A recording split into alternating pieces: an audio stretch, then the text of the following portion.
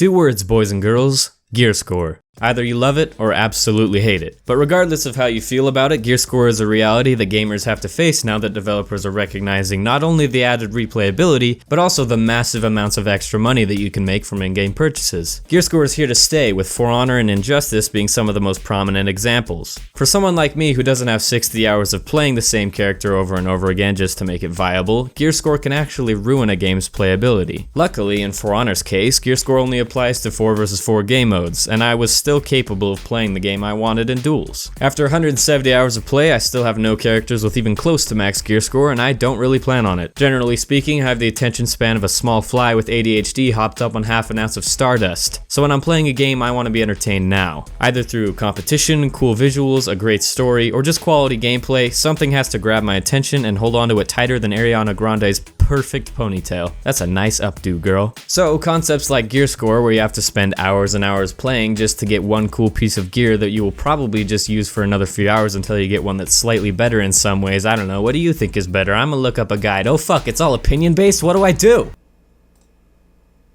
What the hell?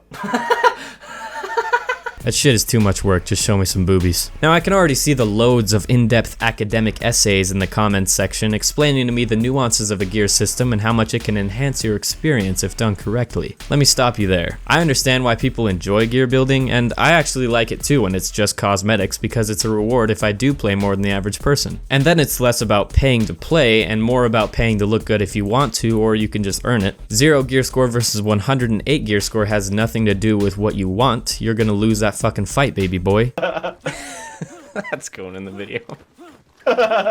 So given how much I have despised gear score and For Honor, you can probably guess my reaction when I found out Injustice 2 is going to have the same bullshit. Only thing is, it's not the exact same bullshit. Earning gear and all that stuff is going to be the same from what I've seen. You play matches, and after a certain amount of XP is earned, you get some gear. Simple shit. However, NetherRealms has been around the competitive gaming industry for long enough to realize how impossibly hard it is to balance a system like this. Especially when different gear can lead to different combos for different characters at different levels.